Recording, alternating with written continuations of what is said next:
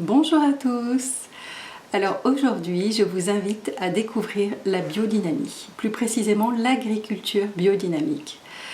Dans mon parcours pour rechercher des aliments qui soient le meilleur possible pour ma santé, pour moi, je suis tombée par hasard, comme on dit, sur des gens qui connaissaient la biodynamie et de fil en aiguille, ils m'ont mené à un jeune homme qui pratique la biodynamie et j'étais vraiment curieuse de savoir de quoi il retournait. Quand on tape sur Wikipédia, on trouve qu'on parle d'ésotérisme. Évidemment, quand le mainstream désigne quelque chose, je me dis que c'est bon pour notre santé. Donc j'ai rencontré Thibaut, un jeune maraîcher qui est passionné par son travail, qui le fait de tout son cœur, qui y met toute son âme, toute son énergie positive, et qui nous explique ce qu'est le biodynamie. Et j'ai découvert grâce à lui que c'était à l'origine du bio. C'est un mouvement qui a commencé dans les années 20, donc il y a 100 ans. C'est pas tout jeune. Et qui, avec Steiner, qui a canalisé, Steiner était un grand théoricien qui canalisait des informations. Et il a travaillé pour les enfants, pour plein de choses, et y compris à la fin de sa vie pour l'agriculture. Et il a créé l'agriculture biodynamique. Donc c'était très intéressant de voir comment cette agriculture prend soin de nous, prend soin des aliments, prend soin de tout, prend soin de l'homme entre ciel et terre. Ce qui m'a ramené dans le cours de la discussion vers la médecine chinoise. Alors vraiment, c'était une belle découverte pour moi et j'ai testé les légumes, j'ai testé les productions par ce type de culture et j'ai vraiment été séduite. Donc voilà, c'est encore marginal en France, il n'y a pas beaucoup d'agriculteurs qui fonctionnent comme ça, mais j'espère que ça va venir et j'espère que dans le nouveau monde, il n'y aura plus que ça, des agriculteurs qui cultivent en conscience et dans un respect le plus total de la nature, que ce soit la nature de la terre ou la nature humaine. Je vous laisse découvrir Thibaut et la biodynamie. Bon visionnage!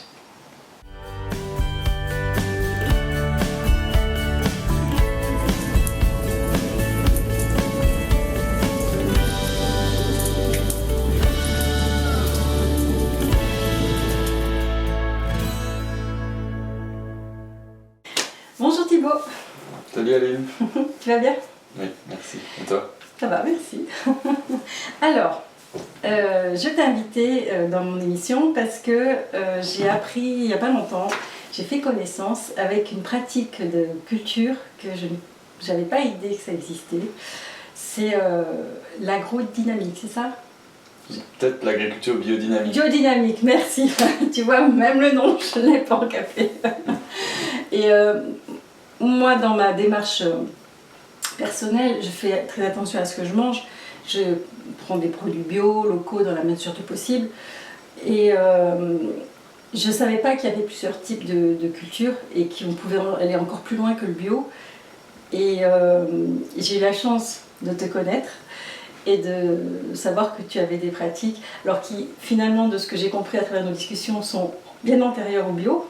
Le bio a découlé de ce que tu fais. Et j'avais envie que tu nous en parles, parce que je sais, moi, je ne connaissais pas, donc je me dis que certainement d'autres personnes sont dans mon cas, et j'avais envie de communiquer sur ce thème-là.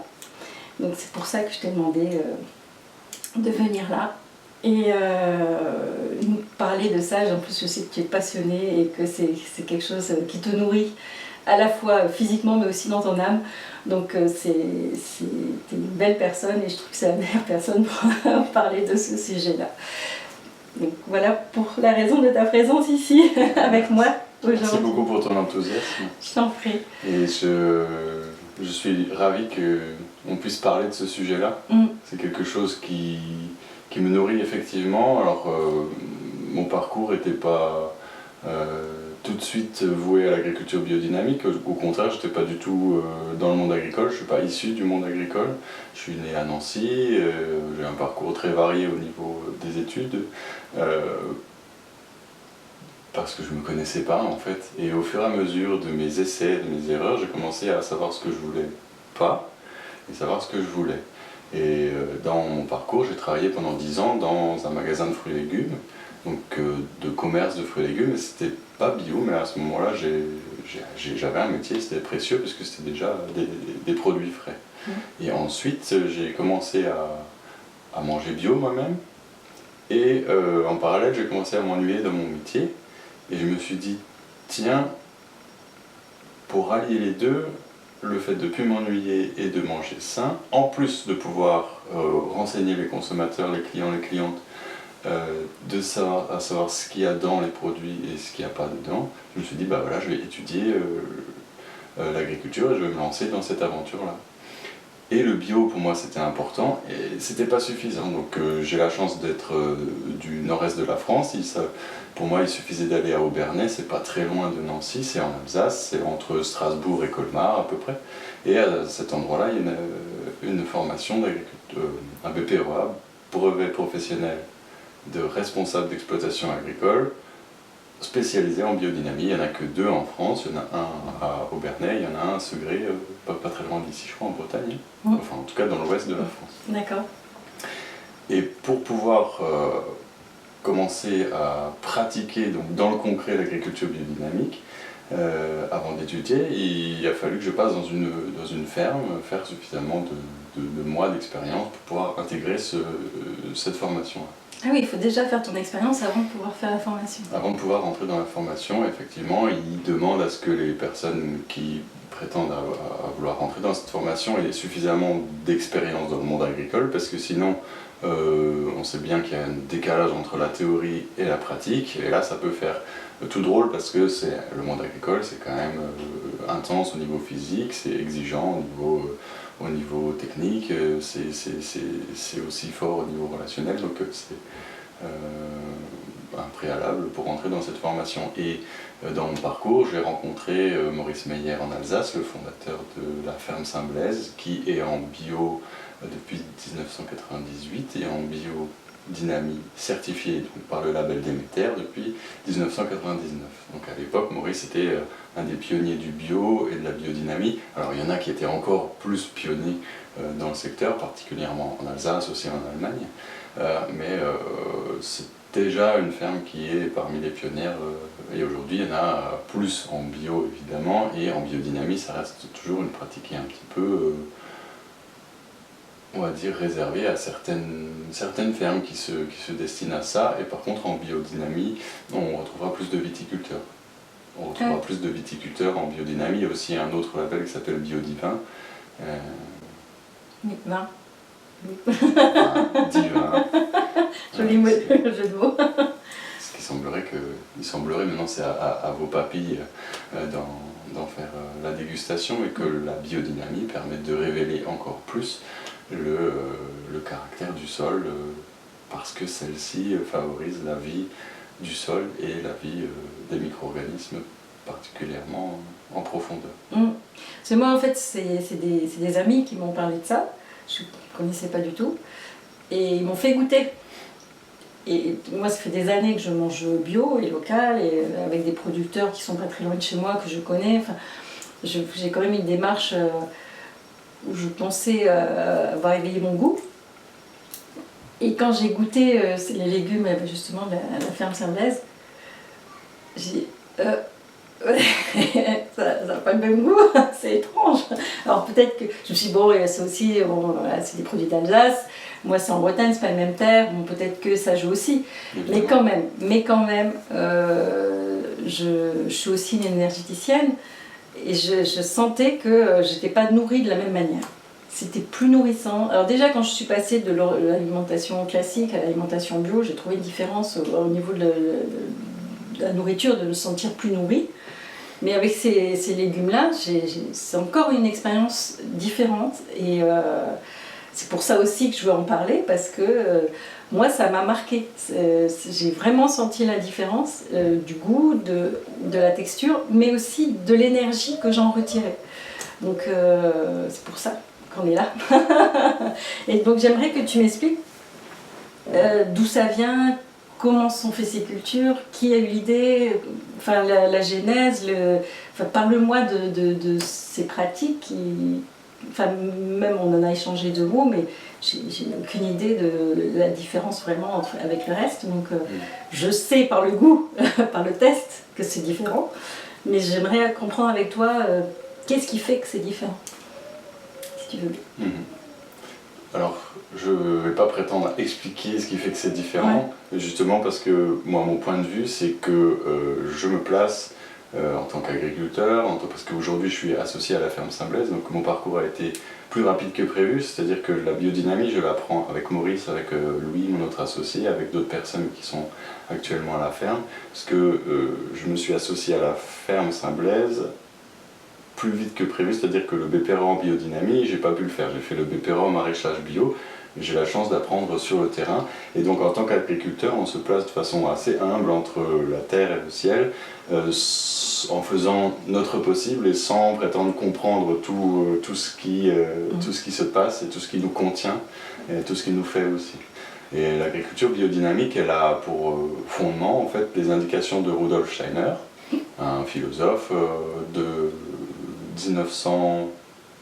l'époque 1900, et en fait en 1924 il y a des agriculteurs un petit peu avant ça en Autriche, en Allemagne, qui commencent à voir que l'agriculture qui devient une agriculture qui utilise des produits chimiques pour mettre dans les champs et ça donne des résultats en termes de rendement, en termes de production, et ça donne aussi des inquiétudes à ces agriculteurs de l'époque. Ils se disent qu'il se passe quelque chose qui n'est pas naturel, et est-ce que, là ils ont demandé à Rudolf Steiner, est-ce qu'il peut donner des indications, des impulsions pour une agriculture qui soit respectueuse de la terre, des hommes. Belle démarche. Et donc Rudolf Steiner qui a aussi donné des impulsions dans le domaine de l'éducation, de la santé. Moi je le connais à travers l'éducation, mais je ne savais pas qu'il avait aussi œuvré sur notre nourriture. Oui, en fait il est décédé en 1925 il me semble, en tout cas juste après le cours aux agriculteurs qu'il a donné en plusieurs conférences en Autriche à l'époque, en Pologne pardon, à l'époque. Il a donné des indications assez précises sur le fait d'utiliser du compost, donc de nourrir le sol, le fait de faire des rotations, le fait d'utiliser des préparations spécifiques à base de produits naturels et dans des dilutions qui sont homéopathiques, qui sont de l'ordre de 100 grammes à l'hectare ou 4 grammes à l'hectare, qui sont vraiment infinitésimales comparées à une dose qui serait de plusieurs kilos à l'hectare, voire tonnes. Et encore d'autres indications qui me viennent pas tout de suite, mais en fait à cette époque-là, donc il donne ces indications et il dit aux agriculteurs mettez ça en pratique et vous verrez par la pratique en faisant si c'est probant, en fait faites les expériences. Et ça s'inscrit aussi dans les cycles, pas seulement lunaires, cette agriculture, mais aussi dans les cycles planétaires. C'est-à-dire que nous, en tant qu'agriculteurs, maintenant, aujourd'hui, on regarde le calendrier lunaire et planétaire, et on voit, c'est assez simple, et chacun peut s'en procurer. En général, on le trouve dans les magasins bio, à la fin de l'hiver, avant de recommencer le jardin. Donc on a, par exemple, un jour qui sera plus favorable aux fruits. Un jour, si maintenant on plante si on sème la graine, ou si on plante le plant, ou toute action sur le sol ou sur la plante va à ce moment-là favoriser l'introduction de forces qui sont plutôt favorisantes pour les fruits, pour les feuilles, le feuillage, pour les fleurs ou pour les racines. Et nous, à la ferme, on cultive des carottes, on cultive des radis, on cultive des blettes, on cultive des fenouils, on cultive des choux-fleurs, et ces légumes, ou des tomates, bref, si maintenant on veut favoriser la fructification, on va pouvoir intervenir en jour fruits, par exemple. Maintenant, c'est très compliqué de faire combiner tous les facteurs, parce que le primordial, c'est la météo, c'est le fait de pouvoir semer à temps, récolter à temps, le fait de pouvoir faire les préparations de sol à temps. Et donc, on s'offre le luxe, qui est quand même un luxe intellectuel, de complications quelque part parfois, de se dire, en plus de ça, on va prendre en compte l'agencement des astres qui fait qu'aujourd'hui, par exemple, ce ne sera pas favorable au niveau des influences du ciel, et donc on ne va pas intervenir pour semer, mais on va le faire la veille ou le lendemain. Sauf exception, parce que bien sûr, le fait est qu'on veut produire, et donc on va quand même semer ou planter si c'est défavorable, parce que si jamais le lendemain il pleut, par exemple, qu'on ne peut plus semer jusqu'à la fin de la saison, enfin, ça n'a à pas ce de sens. moment-là, voilà, il faut qu'on priorise les choses, quoi. Ouais. Ça me fait penser à, tu sais, moi je suis formée à la médecine chinoise, au feng shui et au bazhe, et quand on soigne, il y a des pratiques de médecine chinoise qui utilisent la temporalité aussi. Les énergies du ciel du jour, on piquera certains points parce que c'est tel jour, c'est telles énergies, et que c'est ces points-là qui, ce jour-là, seront agissants. Et donc c'est vraiment, il y a une corrélation énergétique avec tout ça qui est, évidemment, nous sommes l'homme au milieu du ciel et de la terre, et ce qu'on cultive, finalement, c'est la même chose, c'est au milieu du ciel et de la terre. Oui. Et ça m'évoque vraiment cette pratique dans la médecine chinoise. C'est incroyable cette corrélation. J'ai mon chat qui miaule. Ça l'intéresse apparemment. Oui, et merci la pour nature l'intéresse. ton partage, parce que en fait, quand j'ai pratiqué un peu le Qigong, ou moi patient de praticien de médecine chinoise, j'ai compris que j'étais entre le ciel et la terre, et qu'une posture juste à ces endroits-là pouvait faire de moi un être humain encore plus humain, quelque part.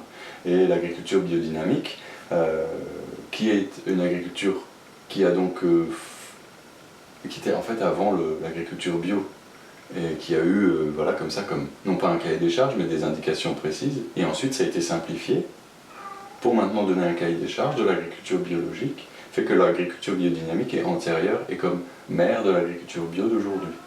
Et tout ça pour dire que l'agriculture biodynamique, c'est d'abord être bio, nous on est certifié bio à la ferme, et ensuite on fait d'autres, on respecte d'autres notions du cahier des charges qui sont par exemple l'utilisation de préparations biodynamiques bien spécifiques, comme la préparation 500 pour la préparation bouse de corne qu'on va donner au sol et qui va donner une information. Donc c'est celle-ci qu'on utilise à 100 grammes à l'hectare, qui contient l'information fertilité en fait. On parle d'information parce que finalement cette bouse de corne, on va la diluer dans un nombre de litres d'eau suffisant pour pouvoir le donner au nombre d'hectares ou de mètres carrés, parce qu'on peut faire aussi ça dans son jardin, dont on dispose et qu'on veut passer. Donc ce sont ces mètres carrés-là qui vont recevoir l'information fertilité. Et au final, on aura filtré l'eau, et c'est cette eau-là qui va arriver sur le sol. Et pendant 1 heure, selon les indications de Steiner, donc on met l'eau, on met le nombre de grammes suffisant pour ce qu'on veut passer comme mètre carré ou hectare, et on tourne dans un sens pour former un vortex en fait, toutes les molécules d'eau tournent dans le même sens, puis on va tourner dans l'autre sens, donc on crée un chaos, et à ce moment-là on recrée dans l'autre sens un nouveau cosmos, toutes les molécules tournent dans l'autre sens, et on va tourner dans l'autre sens, tout casser, et ensuite refaire à nouveau dans l'autre sens, et ça pendant 1 heure. Le soir pour la préparation 500, qui est donc bouse de corne. Et celle-ci, une fois donnée au sol, le sol va recevoir l'information fertilité, il y en a sûrement bien d'autres. Et à ce moment-là, ça permet d'avoir un sol, une terre, qui est encore plus à même de donner ses impulsions, ses influences. Et on a la préparation 501, silice de corne, qui elle contient du quartz broyé. Et celle-ci, on la donne à 4 grammes par hectare. Donc pareil, à la fin, il ne reste plus rien en tant que matière. Hein. Et celle-ci, on va la donner aux plantes, aux cultures. Donc celle-ci, la 500 une fois par an sur le sol, et la 501 une fois par culture. Par exemple, si au même endroit, au printemps, il y a une culture, ensuite, fin d'été, il y a une autre culture, on va la passer 2 fois. Il faut que la culture soit suffisamment implantée pour qu'elle soit suffisamment apte à recevoir l'information qui est de l'ordre de lis-toi au soleil. Capte le soleil et reçoit les influences du ciel. Et donc là, on a un légume qui est entre terre et ciel. Complètement. Et ma compréhension, c'est si moi je mange ce légume, je peux encore plus devenir celui que j'ai envie d'être, c'est-à-dire entre terre et ciel. exactement. Ça me fait penser, tu sais, j'ai aussi beaucoup travaillé sur l'eau, la mémoire de l'eau. Et parce qu'on a des grands chercheurs comme Montagnier, Pollack qui ont écrit et puis documenté la mémoire de l'eau. Je cite que ces deux-là, mais il y en a plein. Et maintenant, c'est quand même assez reconnu. Et je vois bien que c'est ce que vous faites, en fait, l'idée du vortex, et puis pour effacer la mémoire, puis la construire et, avec un produit qui est dilué, c'est aussi le principe de l'homéopathie. Et on sait que ça fonctionne. Donc c'est hyper intéressant d'utiliser ça dans l'agriculture plutôt que des produits chimiques à la pelle, à la tonne, alors que juste avec une eau bien informée, on peut obtenir des résultats bien plus humainement compatibles, j'ai envie de dire. Donc c'est hyper intéressant. Je savais même pas qu'on pouvait faire ça dans l'agriculture. Tu vois, je découvre tout un monde. Tout en prenant soin en amont de tous les autres facteurs qui sont nourrir la vie du sol. Ça c'est nécessaire en agriculture bio si on veut être certifié en agriculture bio. On n'utilise pas de produits chimiques, on n'utilise pas d'insecticides chimiques. Donc on utilise des produits qui sont issus du monde naturel, que ce soit minéraux, issus des plantes ou des animaux éventuellement. Par exemple, on peut donner un engrais à base de sang par exemple.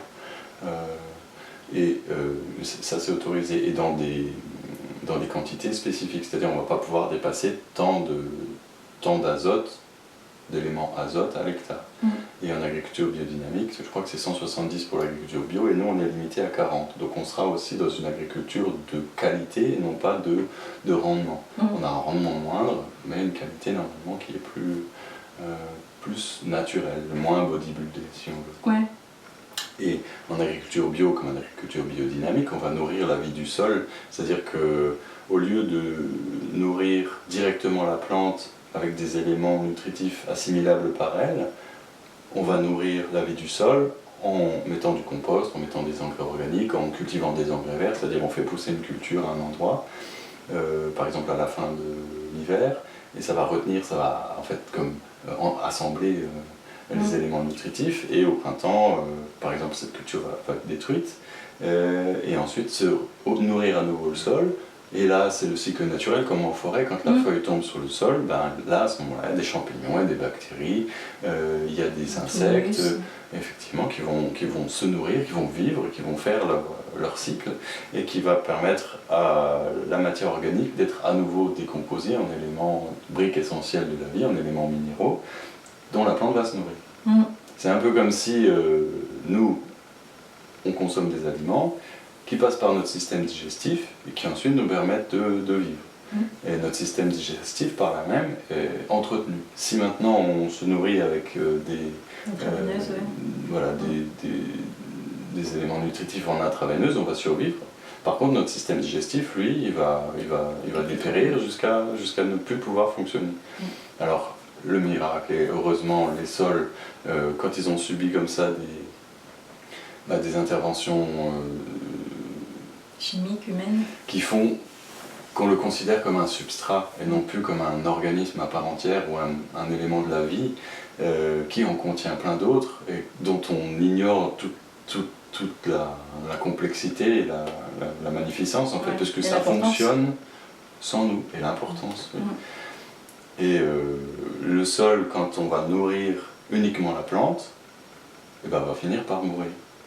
Et si en plus on vient avec des fongicides qui vont tuer les champignons qui sont sur les plantes, par exemple sur les grains de blé, on ne veut pas que le blé soit moisi, alors on met un fongicide, mais ça va aussi aller sur le sol. Or, un des éléments principaux du sol et de la vie du sol sont les champignons. Et à ce moment-là, ils vont dépérir, et puis les sols peuvent se retrouver comme ça, comme désertiques ou morts. Et c'est là où je dirais quasi morts, parce que finalement, la vie reviendra. J'ai fait un petit peu de philo dans mes différentes études, et j'avais un prof qui disait je m'en fais pas pour la vie, par contre, pour l'homme. Je me pose un peu plus la question. Alors, ça me ramène à ce qui, moi, m'a amené à participer aussi à cette aventure Ferme Saint-Blaise, agriculture biodynamique, qui est vraiment une aventure humaine et prenante et difficile parfois, mais tellement nourrissante. Et ben, je voulais participer à ma manière à cet effort-là, de dire ok, la situation est compliquée, la vie est en jeu. Qu'est-ce que je peux faire moi pour en prendre soin et pouvoir mettre en œuvre ce vivre la vie. Oui, oui, ça me paraît primordial de permettre à la Terre de vivre. Parce que de toute façon, elle survivra très bien sans nous, sûrement mieux. Mais si nous, ça dépend. Si nous, on peut avoir la conscience de l'aider à vivre, pour qu'elle nous aide à vivre, parce que de culture comme celle que vous pratiquez dans ta ferme, je pense qu'on fait des humains en bonne santé et qui vivent mieux. Déjà à l'époque, quand je voyais les mamans avec le ventre rond, savoir qu'il y avait un bébé à l'intérieur, que les parents mangeaient les fruits et légumes que je mettais en rayon juste simplement à l'époque, ça me touchait déjà. Ouais. Aujourd'hui, quand je vois ces bébés naître, enfin je les vois pas naître, mais je les vois à l'extérieur, dans les bras de leur maman ou de leur papa, et qui grandissent, et puis qui nous reconnaissent, puis on s'échange, puis il y a une dimension de relation, de chaleur humaine qui est profondément et éminemment nourrissante, c'est vital pour moi, et j'ai l'impression que pour les autres aussi. Et en plus de ça, il y a ce travail-là d'agriculture, production de légumes, agriculture biodynamique, le subtil qui est fait qu'il faudrait faire des tests à l'aveugle. Voici une carotte, voici une carotte, voici une carotte. Maintenant, qu'est-ce qu'elles vous font ressentir comme goût, comme saveur, et qu'est-ce qu'elles vous font comme effet? C'est ça que j'aime bien aussi tester ou me laisser imprégner par quel effet me fait cet aliment. Oui. Oui. Et peut-être que c'est ça que tu as ressenti. Écoute, en vrai protocole, on pourrait faire des tests à l'aveugle comme ça. Oui, ce serait intéressant. Et ce serait intéressant. Ouais. Et même nous, une variété de carottes n'aura pas, on l'a fait à la ferme Saint-Blaise à l'époque où je suis arrivé. C'était en cours, Maurice faisait des essais avec quelqu'un d'autre et j'ai participé, et à la fin elle nous a fait faire un test à l'aveugle. C'était 2 variétés qu'on poussait au même endroit, dans les mêmes conditions, c'était juste la variété qui changeait. Et l'effet n'était pas du tout le même. C'était bienfaisant les deux, mais pas du tout. Il y en avait un que je me souviens qui était plus enracinant comme ça, et l'autre qui était plus comme plus léger, comme plus qui m'élevait. Enfin voilà, Oui, non, les deux étaient bien, voilà, il faudrait faire une salade de ces 2 carottes quand on intéressait, n'est-ce pas? C'est ça, voilà, tu as la combinaison. La recette, tu vas faire des recettes de cuisine pour s'élever et se raciner. Non, c'est hyper intéressant, et c'est sûr que ce que j'aime bien aussi dans la démarche, c'est qu'on n'est pas, comme on pourrait le lire ou l'entendre à droite et à gauche, on n'est pas dans du dogme, on est dans l'expérimentation. On fait ça comme ça parce qu'on pense que c'est bien, mais il faut tester, il faut voir si ça mène à quelque chose, si effectivement la terre est mieux, si le goût est mieux, si la personne se sent mieux. Enfin, il y a cette démarche aussi d'explorateur du vivant qui me plaît bien dans cette démarche, et qui n'est pas du tout de l'ordre sectaire ou dogmatique comme on peut le voir à droite et à gauche. C'est quelque chose qui respecte la vie et le vivant, et à travers ça l'humain. L'humain n'est pas beaucoup respecté de nos jours, donc c'est une démarche hyper importante. Donc c'est pour ça aussi que j'avais envie qu'on en parle ensemble, parce que je ne sais pas si c'est connu. Moi je ne connaissais pas, mais après moi je ne connais pas tout. Et c'est... Je ne crois pas que ce soit très connu. Nous, par exemple, on a envie que les gens connaissent un peu plus la marque Déméter. Une marque avec un logo rectangle un peu allongé comme ça, marqué Déméter, et ça c'est le logo de la marque qui certifie que l'aliment, qu'il soit un légume ou un fruit ou de la viande ou du lait ou des produits transformés comme yaourt, fromage ou des recettes de sauce tomate ou autres, sont issus de l'agriculture biodynamique. Ah oui. Oui. C'est comme ça que vous pouvez les reconnaître, des jus de fruits, des choses comme ça, c'est marqué Déméter. Et sur les bouteilles de vin, parfois biodivin, un logo un peu ovale comme ça, avec des écritures dedans. Et moi en tout cas je ne ressens pas ça du tout comme dogmatique, mais plutôt voilà, il y a des indications qui ont été données, certaines personnes ont fait ensuite les expérimentations, il y a des recherches qui ont été menées aussi, et puis chacun peut faire l'expérience chez soi, par exemple avec un radis, une plante qui pousse très vite, et maintenant là semer au même endroit, dans les mêmes conditions, un jour feuille, un jour fruit, un jour racine et un jour fleur. et laisser la plante donc à 4-5 jours d'intervalle, comme ça, parce qu'il succède assez rapidement. Et voir la différence. Peut-être il y en a un qui aura les feuilles plus longues, peut-être l'autre les racines plus développées. Donc chacun peut faire ces expériences-là. Moi, par exemple, quand on dynamise, je sens que ça me fait du bien, je sens que je suis pas pareil avant qu'après, ça se joue en 1 heure. Hein. Il y a des moments à l'intérieur, il y a une atmosphère autour. En plus, la 500, elle le fait 1/2 heure avant le lever du soleil jusqu'à 1/2 heure après le lever du soleil, donc, parce que c'est une préparation qui est en lien avec le soleil particulièrement et le ciel. Et donc, c'est des moments comme ça, effectivement, où là, moi, je fais ma propre expérimentation. Et c'est aussi enrichissant de ce point de vue-là. Et ensuite, l'agriculture biodynamique,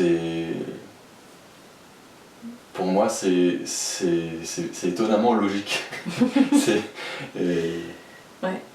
Ah oui, c'est chouette parce que même là, ce que tu racontes là par rapport au soleil, ça me touche parce que c'est vraiment connecté aux énergies célestes, aux énergies circulantes.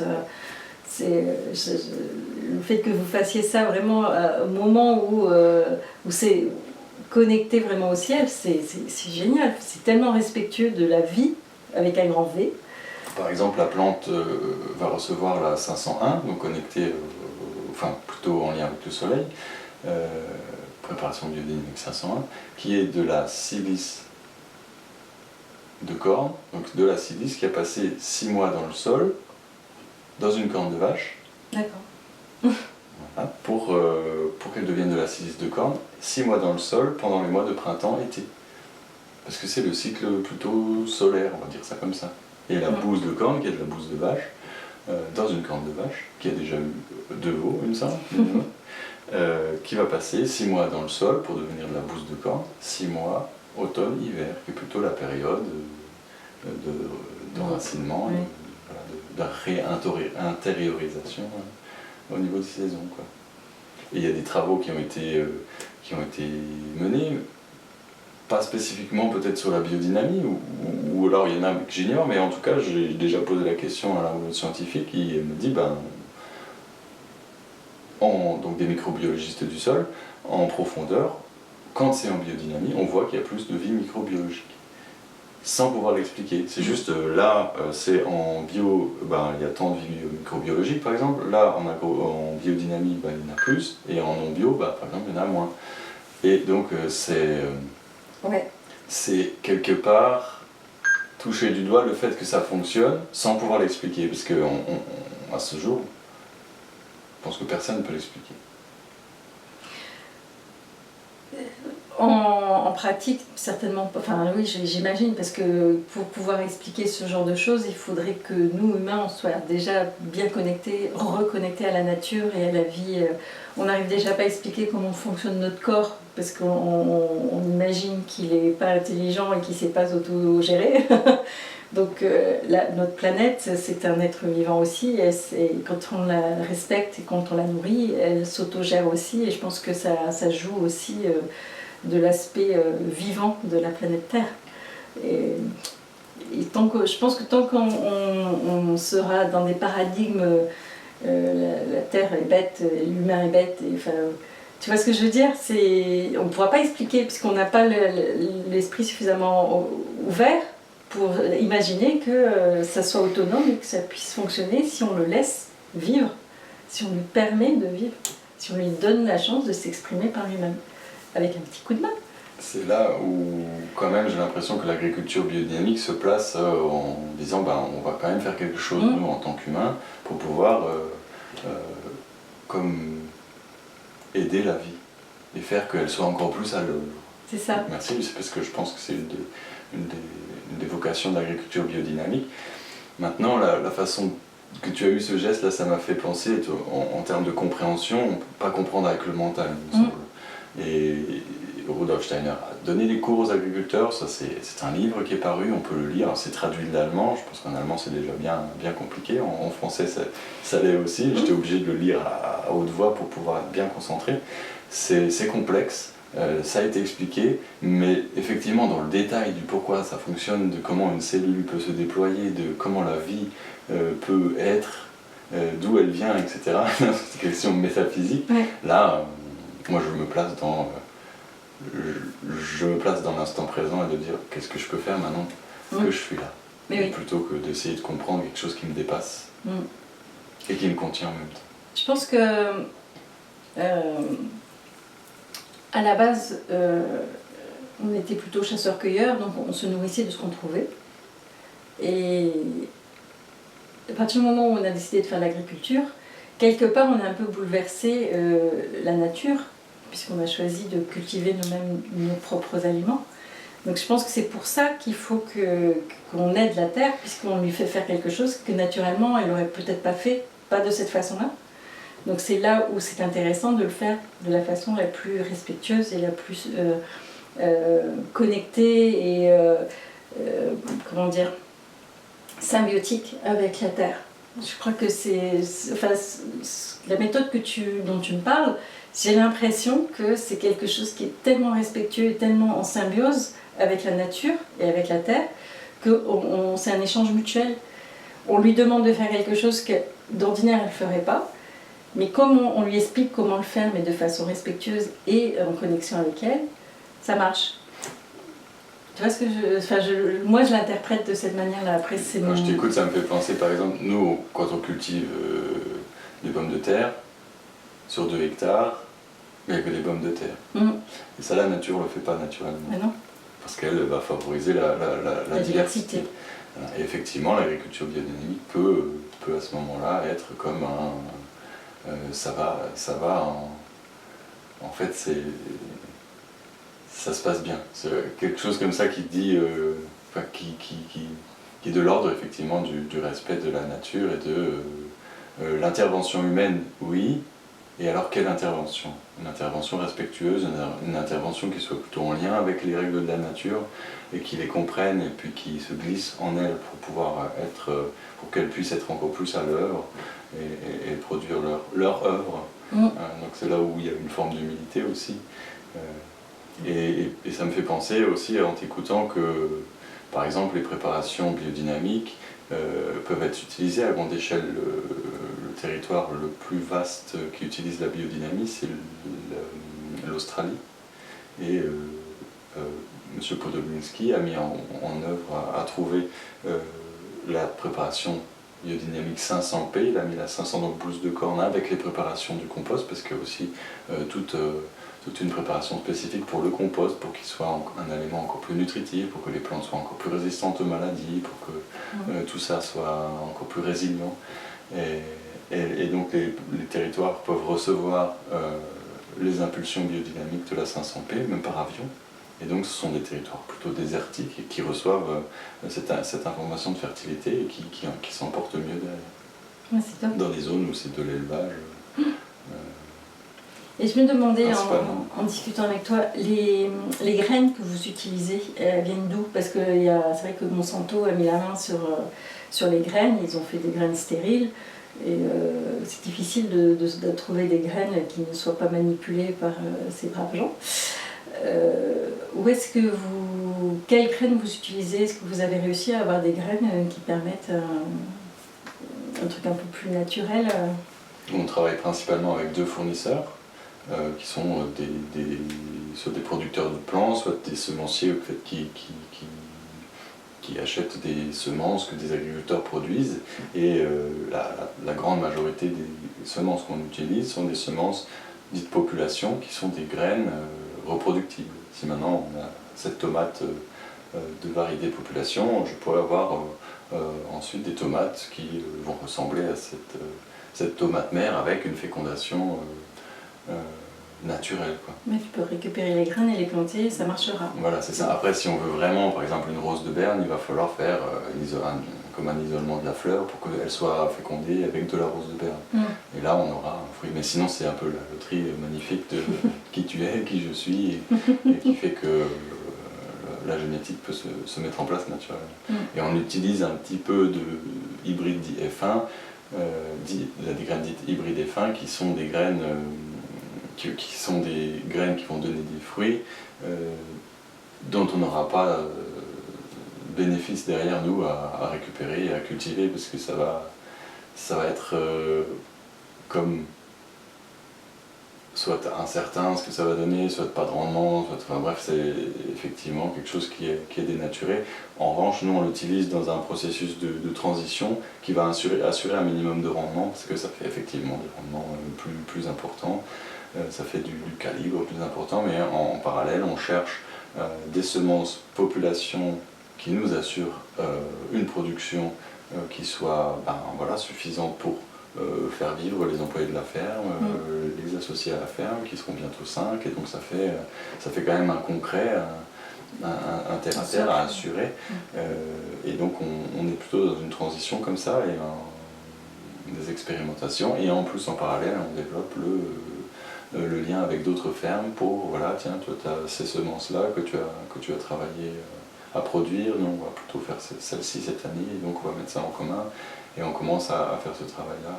On travaillait aussi avec un agriculteur en Alsace qui faisait ses semences de potimarron, et donc ça existe, oui. Oui, donc c'est important aussi. C'est un des enjeux, la semence, l'eau, qui sont des grands enjeux des années qui viennent. Ah oui, c'est parce qu'il y a quand même un certain monopole sur les graines, et c'est pas forcément évident d'avoir des graines de bonne qualité. Et en tout cas, en bio et en biodynamie, on a interdiction d'utiliser des OGM ou des organismes à cytoplasme modifiés. Voilà, on demande des certificats, on est contrôlé là-dessus, et on n'utilisera pas ces semences-là. Non.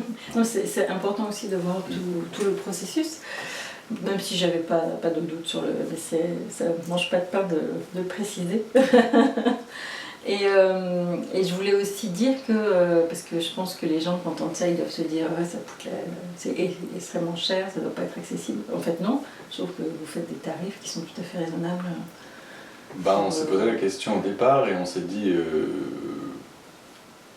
que les gens ne connaissent pas forcément l'agriculture biodynamique, le fait que les produits soient plus qualitatifs, qu'il y ait moins de rendement, que ça demande un petit peu plus de travail, ne connaissent pas le logo Déméter, et donc nous on s'est placé en se disant si nous on vend quasi exclusivement à la ferme, on vend aussi à des grossistes, etc., mais on n'a pas de plusieurs marchés, on vend à la ferme, et si les gens viennent jusqu'à nous, il faut qu'ils trouvent un prix qui soit comme juste. Alors, qu'est-ce que c'est un prix juste? Maintenant, c'est encore un autre débat, mais on ne voulait pas placer la barre un peu plus haut en se disant c'est Déméter, c'est de la qualité, donc à le savoir. Non, on préfère que les gens consomment, qu'ils aiment, et qu'ensuite ils le disent à d'autres, et que plusieurs personnes ensuite viennent à la ferme en tant que clients, et qu'ils en parlent encore à d'autres. Donc on se dit, on colle le petit logo Déméter sur nos affiches. Maintenant on se dit, peut-être qu'on va faire un panneau spécifique pour expliquer ce que c'est. Voilà, plutôt de cette façon-là, plutôt que de dire, sache ce que c'est Déméter, et alors tu pourras consommer nos produits qui sont un peu plus chers. C'était pas du tout l'idée, quoi. Ah oui, je pense, de ce que tu me dis, j'ai l'impression que ça rentre en résonance avec toute votre démarche, en fait. C'est pas là pour faire du fric, c'est là pour faire du bon, de l'humain, pas de l'humain, mais du nourrissant pour l'humain et la terre. Oui, on cherche une forme de juste mesure. D'équilibre. Oui, c'est ça. Pas d'excès, dans un sens, et pas d'excès pas de trop et pas de défaut, quelque part. Et donc, aussi dans le magasin, ce sont des choix qui sont aussi guidés par ces intentions-là. Et le concret fait qu'on va quand même être... si on veut continuer de produire des légumes, il faut qu'on ait suffisamment de bénéfices. Évidemment.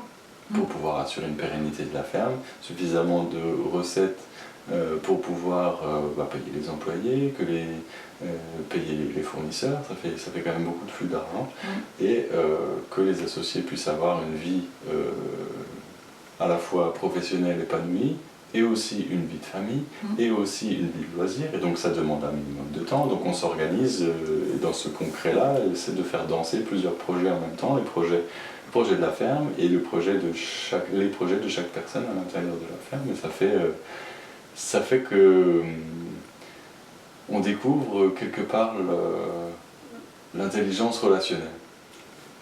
En ayant une qualité relationnelle dont on prend soin et qu'on cultive aussi, de pouvoir voir que, ben oui, on y arrive. Alors aujourd'hui, un nouveau challenge, c'est de pouvoir être à 5 associés à la ferme, donc encore plus de diversité et à la fois aussi quelque part pour que chacun puisse avoir